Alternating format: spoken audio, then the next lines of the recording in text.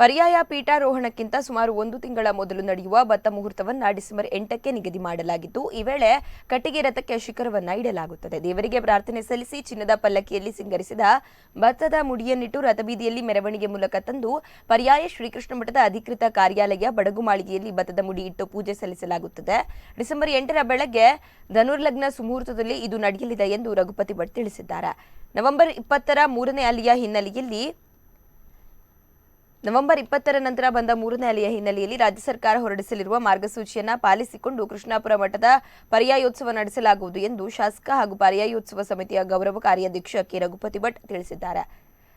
ಸಮಿತಿಯ ಅಧ್ಯಕ್ಷತೆ ಸೂರ್ಯನಾರಾಯಣ ಕಚ್ಚಾಂಜಿ, ರವಿಪ್ರಸಾದ್, ಕಾರ್ಯದರ್ಶಿ ವಿಷ್ಣುಪ್ರಸಾದ್ ಪಾಡಿಗಾರ್, ಸಲಹೆಗಾರ ಶ್ರೀಶ ಆಚಾರ್ಯ, ಪಿಆರ್ಒ ಬಿವಿ ಲಕ್ಷ್ಮೀನಾರಾಯಣ ಸೇರಿದಂತೆ ಇನ್ನಿತರರು ಪತ್ರಿಕಾಗೋಷ್ಠಿಯಲ್ಲಿ ಉಪಸ್ಥಿತರಿದ್ದರು.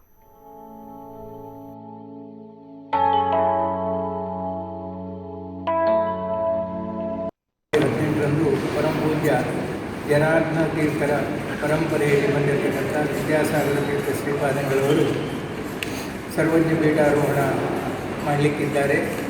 ಅದರ ಪೂರ್ವಭಾವಿಯಾಗಿ 10ನೇ ತಾರೀಕು ಸಂಜೆ 3 ಗಂಟೆಗೆ ಗೌರುಕಟ್ಟೆಯಿಂದ ಪುರಪ್ರವೇಶದ ಒಂದು ಮೆರವಣಿಗೆ ಕೂಡ ನಡೆಯುತ್ತದೆ.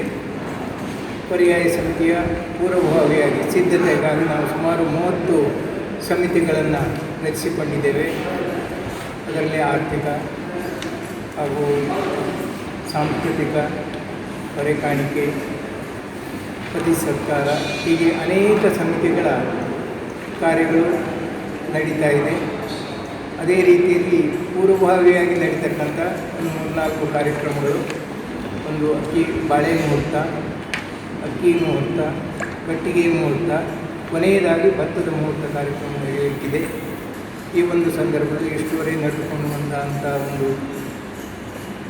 ನಾವು ಇಷ್ಟುವರೆಗೆ ಸಮಿತಿ ಯಾವ ರೀತಿಯ ಕಾರ್ಯ ಸಾಧನೆ ಮಾಡಿದೆ ಎಂಬುದನ್ನು ತಿಳಿಸಲಿಕ್ಕಾಗಿ ಈ ಒಂದು ಪ್ರೆಸ್ ಮೀಟನ್ನು ಪರ್ಯಾಯದ ಪೂರ್ವದ ಒಂದು ಕಾರ್ಯಕ್ರಮದಲ್ಲಿ ಭತ್ತದ ಮೂಲಕ ನಾವು 18ನೇ ತಾರೀಕಿಗೆ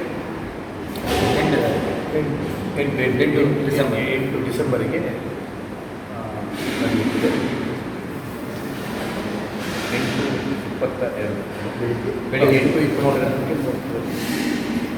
ಅದಕ್ಕೆ ನಮ್ಮೆಲ್ಲ ಪತ್ರಕರ್ತ ಮತ್ತು ಮಾಧ್ಯಮದ ಸ್ನೇಹಿತರಿಗೆ ಬರಬೇಕು ಅಂತ ಆಹ್ವಾನ ಕೊಡ್ತಾ ಇದ್ದೀವಿ. ವಿಶೇಷವಾಗಿ